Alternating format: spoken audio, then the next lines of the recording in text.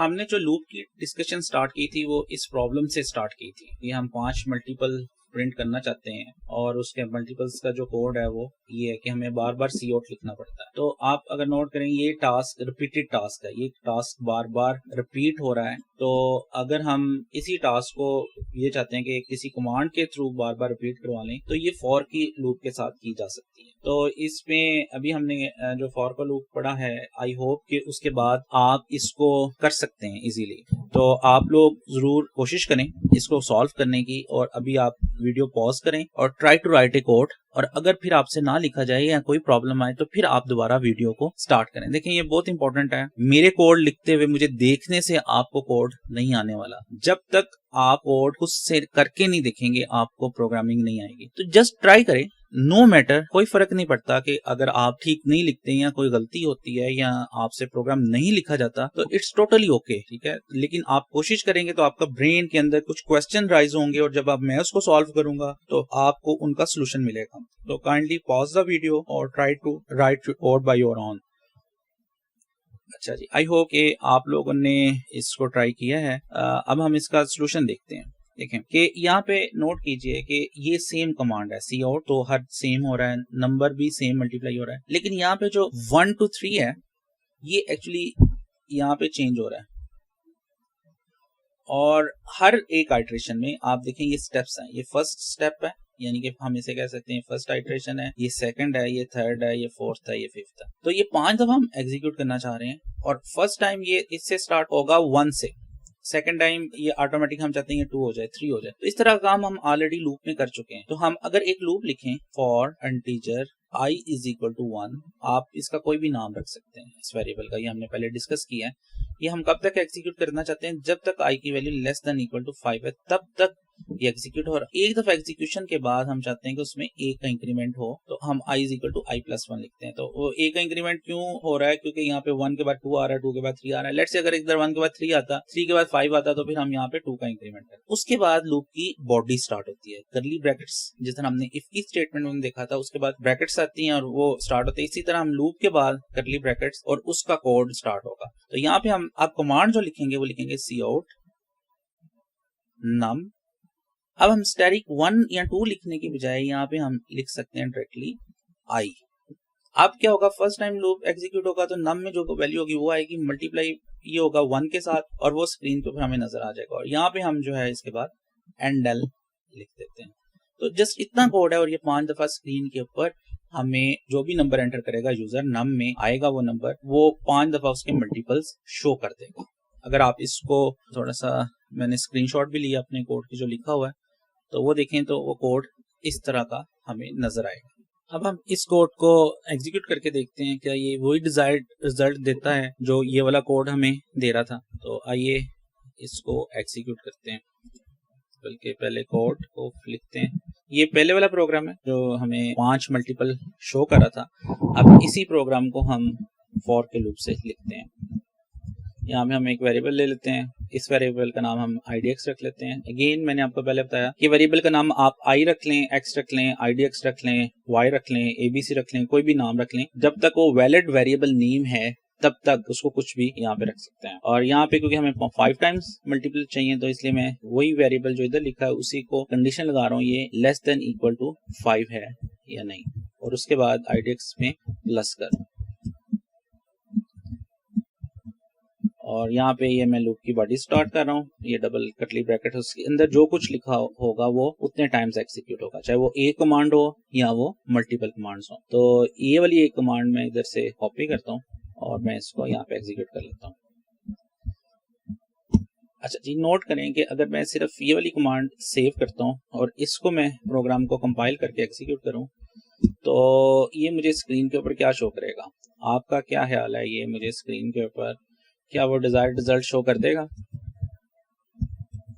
देखें जी, जब मैं इसको एंटर करूंगा 5, तो ये मुझे 5 दफा इसने 5 प्रिंट कर दिया। 5, 10, 15, 20, 25 प्रिंट नहीं किया। वो क्यों नहीं प्रिंट किया? लूप की वजह से ये 5 दफा ये वाली लाइन चल तो गई, लेकिन मैंने इसको मल्टीप्लाई 1 से ही किया हर आइट्रेशन में। जब ये लाइन एग्जीक्यूट हुई तो इसको मैंने 1 से ही मल्टीप्लाई किया, जिसकी वजह से उसने मुझे हर दफा स्क्रीन पर 5 ही शो किया। तो यहाँ पे हम इसको 1 की जगह पे IDX से प्रिंट करेंगे। तो फर्स्ट टाइम IDX की वैल्यू 1 होगी, ये 5 से मल्टीप्लाई होगा, 5 नजर आएगा। सेकंड टाइम IDX की वैल्यू 2 होगी तो मुझे 10 नजर आएगा। तो अब हम इसका बिहेवियर देखते हैं। इस प्रोग्राम को दोबारा कंपाइल करते हैं और मैं 5 ही एंटर करता हूँ। तो अब आप देखें 5, 10, 15, 20, 25। तो लूप की वजह से और हमारे इस ट्रिक की वजह से कि हमने यहाँ पे IDX लिख दिया, ये अभी हमें स्क्रीन के ऊपर 5 मल्टीपल्स शो कर रहा है। तो लेट्स से आप देखें मेरे लिए कितना प्रोग्राम आसान होगा। अगर मैं 100 मल्टीपल्स भी शो करना चाहता हूँ तो जस्ट मुझे यहाँ पे एक चेंज करनी पड़ेगी, 100 लिखना पड़ेगा और प्रोग्राम को कंपाइल करके एग्जीक्यूट करना पड़ेगा। तो ये मुझे स्क्रीन के ऊपर तमाम मल्टीपल्स 100 मल्टीपल्स ऑफ 5 शो कर देगा। ये देखें।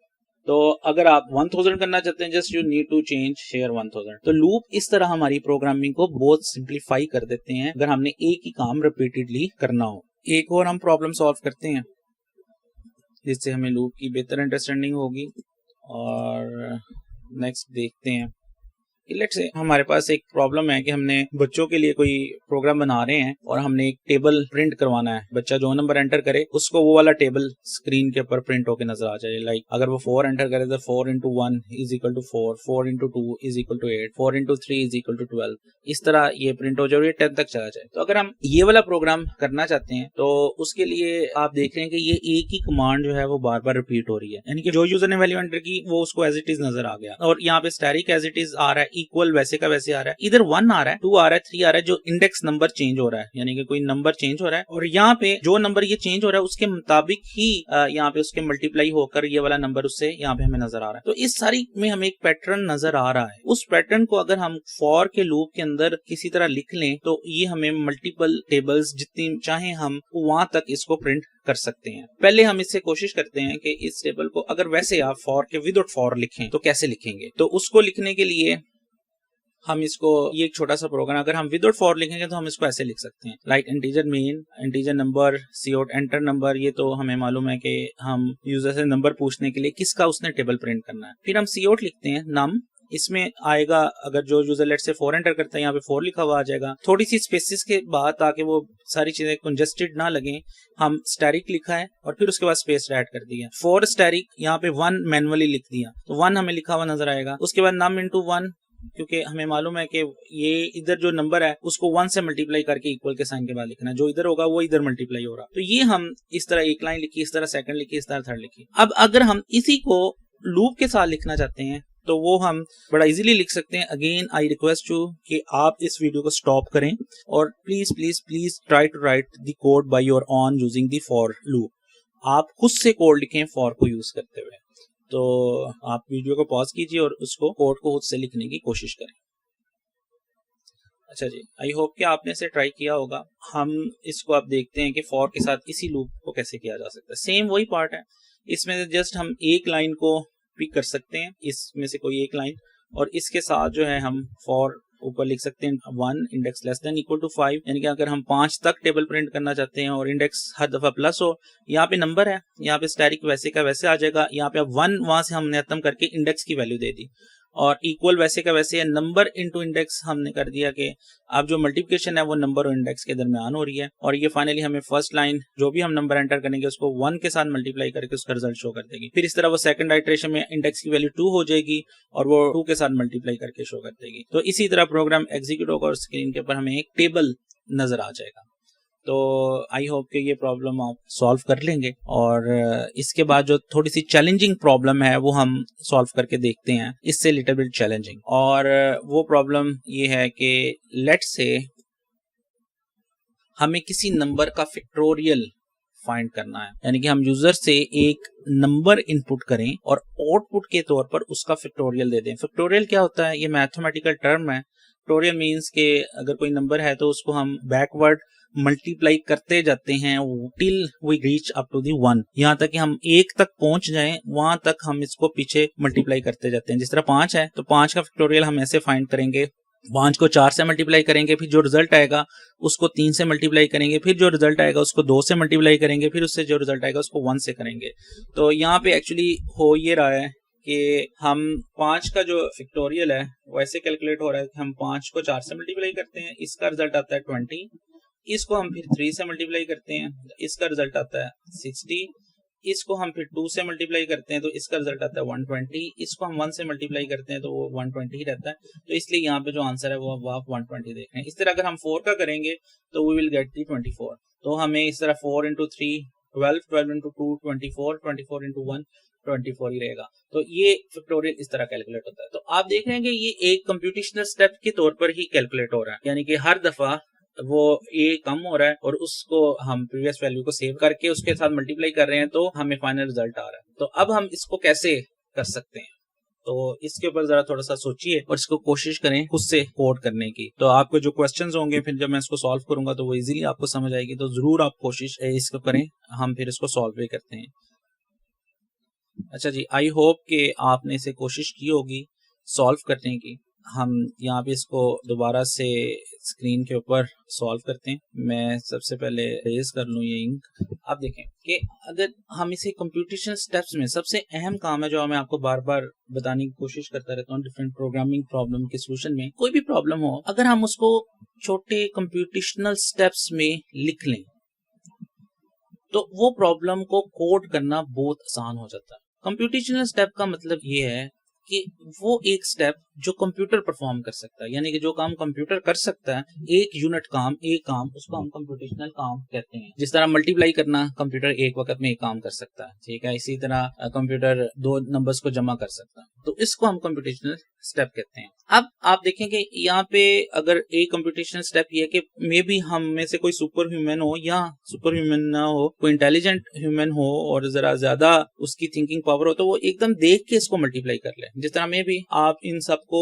1 बाय 1 इंप्लीमेंट ना करें, मल्टीप्लाई ना करें, बल्कि एक ही वक्त में सबको मल्टीप्लाई करके बता दें इसका आंसर 24 है। लेकिन कंप्यूटर ऐसे नहीं कर सकता। कंप्यूटर का कंप्यूटेशनल स्टेप ये है कि वो पहले 5 और 4 को मल्टीप्लाई करेगा या 1 और 2 को मल्टीप्लाई करेगा, फिर जो आंसर आएगा उसको फिर वो कहीं पे सेव करेगा और फिर उसके बाद इसको नेक्स्ट नंबर से मल्टीप्लाई करेगा, फिर उसका जो आंसर आएगा फिर उसको नेक्स्ट नंबर से मल्टीप्लाई करेगा, फिर उसका जो आंसर आएगा फिर उसको नेक्स्ट नंबर से मल्टीप्लाई करेगा। तो वैसे देखने में ये एक ही टास्क लगता है, लेकिन कंप्यूटेशनल स्टेप्स में जब हम कन्वर्ट करेंगे तो इसके मल्टीपल स्टेप्स निकलेंगे। अब उन मल्टीपल स्टेप्स को हम इस तरह इसको कर सकते हैं कि आप देखें कि इस केस में तो फॉर्चुनेटली हम चाहे इधर से मल्टीप्लाई करें या इधर से मल्टीप्लाई करें, आंसर एक ही आएगा। तो हम ये कर सकते हैं कि लेट्स से अगर किसी ने 5 का फैक्टोरियल फाइंड करना है तो इसका मतलब ये है पहले 1 को 2 से मल्टीप्लाई करो और उसका जो आंसर आए उसको यहां पे रखो और उसके बाद 3 से मल्टीप्लाई करो, उसका जो आंसर आए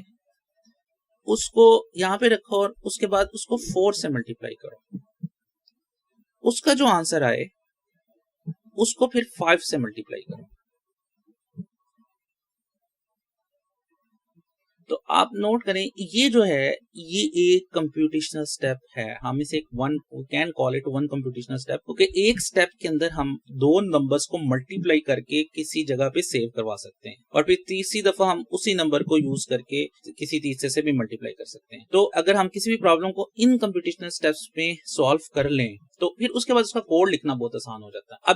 अभी हमने कोड नहीं लिखा, लेकिन अभी हमने जस्ट इस प्रॉब्लम को कंप्यूटेशनल स्टेप्स की शक्ल में लिखा। अच्छा, अब जो यही प्रॉब्लम है इसको अगर हम इस तरह सॉल्व कर रहे हैं तो ये कंप्यूटेशनल स्टेप्स हैं और इसके बाद अब हम इसका कोड लिखने की कोशिश करते हैं। अब अगर आपसे पहले कोड नहीं लिखा गया तो अब आप थोड़ा सा इसको वीडियो को पॉज करें और सोचें कि मेरे ये बताने के बाद, इन कंप्यूटेशनल स्टेप्स को देखने के बाद, क्या आपको कोड लिखने में कोई आसानी फील हो रही है या आप लिख सकते हैं दोबारा कोड। तो आप वैसे एक चीज नोट करें, जो इसमें चेंजेस आ रही हैं वो यहाँ से चेंजेस आ रही हैं। ये वैल्यू 2 से स्टार्ट हो रही है, 2 3 4 5 तक जा रही है, तो ये इसमें ये चेंज आ रही है और जो नेक्स्ट टाइम मल्टीप्लाई हो रहा है, जो इसका रिजल्ट प्रीवियस आइटरेशन में आ रहा था वही हम नेक्स्ट टाइम में यहाँ पे मल्टीप्लाई कर रहे हैं। फिर इसका रिजल्ट इधर आ रहा था तो वो ये मल्टीप्लाई हो रहा है। तो ये चीज तो हमें नजर आ रही है कि ये जो 2 3 4 5 ये तो हम लूप से जनरेट कर सकते हैं और ये वाला जो प्रीवियस मल्टीप्लिकेशन की वैल्यू है ये हम किसी वेरिएबल में रख सकते हैं और उसको फ्यूचर में आने वाले से मल्टीप्लाई कर सकते हैं। तो उसके लिए हम लूप में आप कैसे लिखेंगे इसको, लेट्स से हमने इनपुट ली और हमारे पास जो इनपुट थी वो आ गई नंबर में, नम में हमने यूजर से इनपुट ले ली।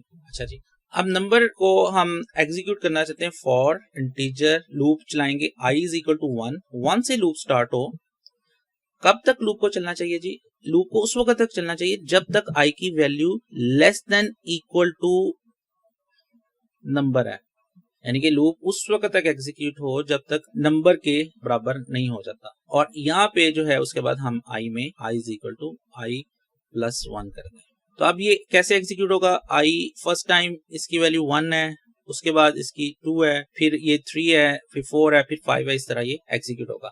यहाँ पे मैंने इसको 1 से स्टार्ट किया, लेकिन जो हमारे कंप्यूटेशन स्टेप में जो चीज हम बार बार जनरेट करना चाह रहे हैं वो यहाँ से 2 से स्टार्ट होनी है। तो यहाँ से हम इसको 2 से स्टार्ट करते हैं, is equal to 2।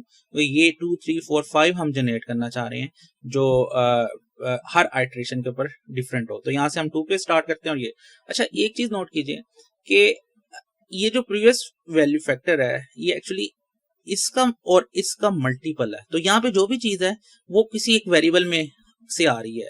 First time ये 1 होगी, हर दफा 1 होगी, लेकिन उसके बाद जो इसका मल्टीपल होगा तो ये इसमें वो एक्सप्रेशन आ जाएगा। तो अगर मैं इसी चीज को देखते हुए मैं इसको लिखने की कोशिश करूं तो यहाँ पे मैं एक वेरिएबल डिक्लेयर ले लेता हूँ इंटीजर f के नाम से, और f इज इक्वल टू मैं कर लेता हूँ क्योंकि यहाँ पे f और f की वैल्यू शुरू में इनिशियलाइज कर लेते हैं 1 से, क्योंकि ये यहाँ पे f1 है। तो f इसको इससे मल्टीप्लाई करके f को मल्टीप्लाई करें हम अगर इससे i से, तो एक वैल्यू आएगी 2 या कोई भी वैल्यू आएगी। फिर नेक्स्ट टाइम हम चाहते हैं वो 2 फिर 3 से मल्टीपल हो। तो अगर क्योंकि वो दोबारा इधर हमने जो एक्सप्रेशन लिखा वो f ही है और हम चाहते हैं कि इसी की वैल्यू को दोबारा अपडेट कर दें अगर, तो मैं इसको लिख सकता हूँ f is equal to f into 1।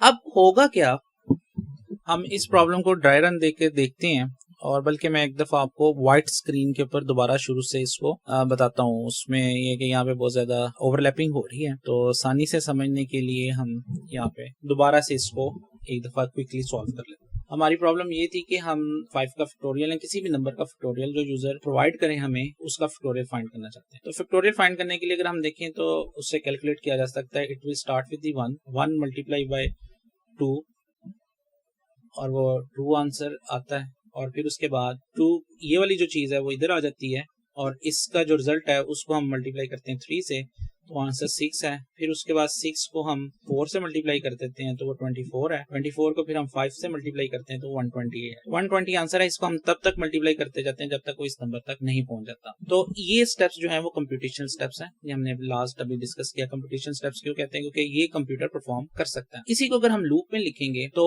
एक हमारे पास वेरिएबल है, आप नोट करेंगे जो नम है, और ये वेरिएबल हमें बताता है कि इस तक हमें लूप को एग्जीक्यूट करना है। लूप स्टार्ट कहां से होगा, अगर हम ये देखेंगे ये वाली वैल्यू हमने लूप के थ्रू जनरेट करनी है, तो ये 2 3 4 5, तो लूप स्टार्ट कहां से होगा 2 से। इस वेरिएबल का नाम हम रख लेते हैं आई, ये लूप के लिए वेरिएबल है। ये वाली वैल्यूज हैं, ये कैसे आ रही हैं, फर्स्ट टाइम ये 1 है, उसके बाद ये आई की वैल्यू से मल्टीप्लाई होता है और उसका रिजल्ट जो आता है वो इधर, और नेक्स्ट टाइम हम ये वेरिएबल की वैल्यू ये वाली बन जाती है, और इसके बाद ये वाली वैल्यू ये वाली बन जाती है, और उसके बाद ये वाली वैल्यू ये वाली बन जाती है। तो यहाँ पे अगर हम एक वेरिएबल रख लें f, तो f की इनिशियल वैल्यू होगी 1 और वो i से मल्टीप्लाई होगा और वो हमें 2 रिटर्न करेगा, और उसके बाद f की वैल्यू क्या हो जाएगी ये वाली जोन सी ये रिजल्ट आया, तो वही वैल्यू अगर हम दोबारा इसको f को साइन करें, तो इसको अगर हम कोड की शक्ल में लिखें तो हम इस तरह लिख सकते हैं integer f is equal to 1। शुरू में f की वैल्यू 1 होगी, उसके बाद हम फॉर का लूप लिखते हैं, for i is equal to कहां से स्टार्ट होगा 2 से। कब तक ये लूप चलना चाहिए, जब तक ये 5 यानी कि जो यूजर ने नंबर एंटर किया और वो किस में आ रहा है, वो नम वेरिएबल में, इस वेरिएबल में आ रहा है। और उसके बाद i is equal to i plus 1, और यहाँ पे हर दफा i में करने के बाद, क्योंकि वो एक ही ऑर्डर में 1 के इंक्रीमेंट से हर आइटरेशन चल रही है, तो इसलिए यहाँ पे हमने i प्लस 1 लिखा। उसके बाद हम यहाँ पे f लिखते हैं कि ये वाला जो मल्टीप्लिकेशन है 1 इंटू 2, अब f की वैल्यू 1 है, i की वैल्यू 2 होगी, इन दोनों को मल्टीप्लाई करते हैं हम यहाँ पे। इसका जो रिजल्ट आता है, क्योंकि नेक्स्ट टाइम इसका रिजल्ट इसी एक्सप्रेशन में अगली आइटरेशन में यूज होना है, तो हम वही रिजल्ट इसको यहाँ पे सेव करवा लेते हैं f में, ताकि जब नेक्स्ट आइटरेशन आए तो f के अंदर इसका जो रिजल्ट है वो इधर आ जाए। उसके बाद थर्ड आइटरेशन आएगी वो इधर आ जाएगा।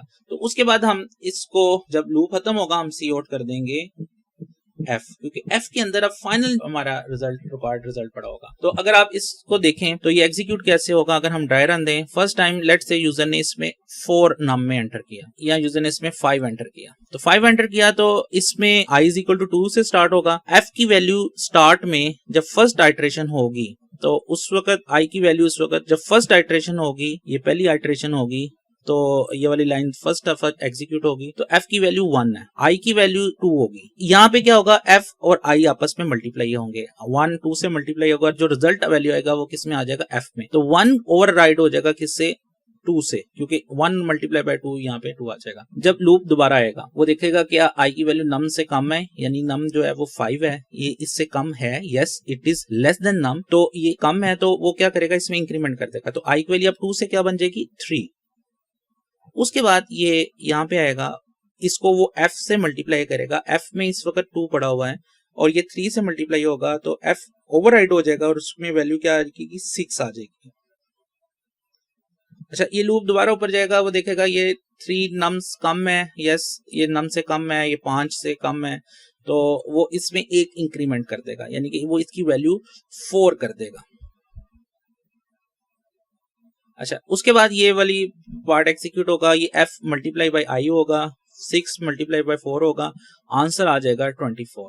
और वो f की जो 6 की वैल्यू है इसको खत्म करके, क्योंकि उसी के अंदर हम स्टोर कर रहे हैं, तो वो ओवरराइड हो जाएगा, तो इसकी वैल्यू 24 आ जाएगी। अब दोबारा लूप ऊपर जाएगा, वो इसमें देखेगा ये 5 से कम है या उसके बराबर है, तो ठीक है मुझे फिर जमा करना है, यस ये 5 से कम है, और फिर वो क्या करेगा कि कंडीशन ट्रू हो जाएगी, वो इधर आएगा, इसमें सम कर देगा और इसकी वैल्यू 4 से 5 हो जाएगी। अच्छा जी, ये दोबारा आएगा और इसी तरह ये इससे मल्टीप्लाई होगा और 120 हमें आंसर आ जाएगा। उसके बाद लूप की कंडीशन फॉल्स होगी और फॉल्स होने के बाद स्क्रीन के ऊपर हमें 120 लिखा हुआ नजर आ जाएगा। और इस तरह हमारा ये लूप कंप्लीट फाइनल एग्जीक्यूशन हमें स्क्रीन के ऊपर 120 शो कर देगा लिखा हुआ। अच्छा जी, इसको हम जल्दी से कोड भी करके देख लेते हैं ताकि आपको कोई इसमें प्रॉब्लम ना रह जाए। उसके लिए हम इसी प्रोग्राम को मॉडिफाई कर लेते हैं। इसको हम कहते हैं एंटर फाइंड फैक्टोरियल,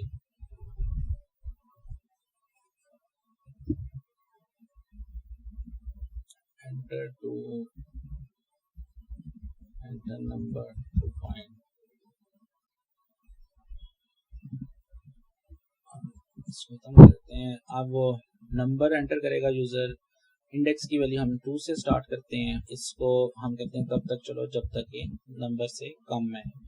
और उसके बाद idx is equal to idx plus 1,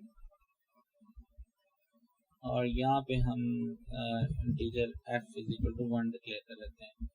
और cout यहाँ पे नहीं तो आते, बल्कि यहाँ पे हमने कहा था कि f is equal to f into idx, और यहाँ पे हम cout f प्रिंट करते हैं। यहाँ पे बस लिख देते हैं कि factorial of given number is ये लूप चलेगा, कैलकुलेट करेगा, उसकी फाइनल वैल्यू जो भी होगी वो हमें शो कर देगा, और वो f में कैलकुलेट होती जाएंगी वैल्यू, f अपडेट होता जाएगा और फाइनली फैक्टोरियल हमें स्क्रीन के ऊपर शो हो जाएगा। यहाँ पे हम अपने कोड को कंपाइल करते हैं। अच्छा जी, अब वो ये एरर हमें दे रहा है, वो कहता है idx declared, idx was not declared in this scope, ठीक है। और वो यहाँ पे ऊपर एरर आ रहा है एक्सपेक्टेड कोमा और सेमीकोलन बिफोर 4। तो ये देखते हैं क्यों है, ये इस वजह से है क्योंकि मैंने यहाँ पे जब f इज इक्वल टू 1 लिखा तो सेमीकोलन ऐड नहीं किया, तो ये सिंटैक्स एरर है, इसको हम सेमीकोलन ऐड करते हैं। दोबारा कंपाइल करके देखते हैं। सम टाइम ये होता है कि जो नीचे वाला एरर होता है वो ऊपर वाले एरर की वजह से आ रहा होता है, तो इसलिए बेहतर है जब आप पहले वाला एरर सॉल्व करें तो एक दफा दोबारा कंपाइल कर लें, तो हो सकता है वो एरर उसकी वजह से हो। जैसे यहाँ पे हुआ, अभी मैंने उसको रिजॉल्व किया है, दोबारा कंपाइल किया तो वो एरर खत्म हो गया। और अभी हम दोबारा से फॉर लूप की जो कमांड है उसे कंपाइल कर उसे एग्जीक्यूट करते हैं। वो कहते हैं नंबर एंटर करें, हम उसको 5 एंटर करते हैं और वो हमें 120 स्क्रीन के ऊपर प्रिंट कर रहा है। तो इसका मतलब ये ठीक कर रहा है। इसी तरह हम दूसरा टेस्ट केस था हमारा 4 था, 4 के केस में उसको 24 प्रिंट करना चाहिए, तो ये ठीक प्रिंट कर। इसी तरह आप किसी भी नंबर का फैक्टोरियल फाइंड कर सकते हैं, आप 10 का फैक्टोरियल भी फाइंड कर सकते हैं। तो ये एक बहुत बड़ा नंबर है, तो ये 10 का अगर फैक्टोरियल फाइंड करें तो यही आता है। तो इस तरह हम किसी भी नंबर का फैक्टोरियल फाइंड कर सकते हैं, बल्कि ऐसे नंबर का भी कर सकते हैं अगर ह्यूमन करें तो उनको बहुत ज्यादा टाइम लगे, और ये हमारा कंप्यूटर का प्रोग्राम है जो उसको माइक्रो सेकंड्स के अंदर कैलकुलेट करके हमें रिटर्न कर रहा है। इस तरह हम लूप के साथ और कंप्यूटेशनल स्टेप्स की मदद से कम्प्लेक्स प्रॉब्लम को रिजॉल्व कर सकते हैं। तो आई होप कि अभी आपको लूप वगैरह की अच्छे तरीके से समझ लग गई होगी। एक बात याद रखिए, ये इसका एक सोल्यूशन जो है स्लाइड्स में भी आप इधर से भी कंसल्ट कर सकते हैं, लेकिन बेहतर है कि आप इसको खुद से एक दफा जरूर करके देखें। और याद रखिएगा कि अगर हम कोई गलती करते हैं उससे आपने घबराना नहीं है। ये ना हो कि आपसे कोड लिखाना जा रहा हो और आप सिंटैक्स में या सिमेंटिक्स में या लॉजिक बिल्ड ना हो रही हो, तो इसका मतलब है आप सीख रहे हैं, आप को इवेंचुअली रिजल्ट मिल ही जाएंगे। और अगर आप सोल्यूशन को, किसी के किए हुए सोल्यूशन को नहीं देखेंगे तो आपको इजीली ये तमाम रिजल्ट्स आहिस्ता आहिस्ता मिलने शुरू हो जाएंगे और आपका ब्रेन खुद से इसको प्रोसेस करने लग जाएगा। तो इसलिए बहुत जरूरी है कि आप जितनी भी मिस्टेक्स करें, इट्स टोटली ओके, और उसमें आपने ये नहीं है कि मुझे प्रोग्रामिंग नहीं आ रही, मेरे से ये नहीं होता। बस ये है कि ये इनिशियल कुछ हर्डल्स हैं, जैसे आपकी ये सॉल्व होनी शुरू हो जाएंगी तो आपको एकदम प्रोग्रामिंग में सारी चीजें बड़ी अच्छे तरीके से समझ लगनी शुरू हो गई। फिर भी आपका कोई भी क्वेश्चन हो, आप कमेंट्स में पोस्ट करें, जो भी बताए गए फॉरम्स हैं इन पे आप क्वेश्चन पूछ सकते हैं। हम आपके कोशिश करेंगे तमाम क्वेश्चंस का आंसर करें। शुक्रिया।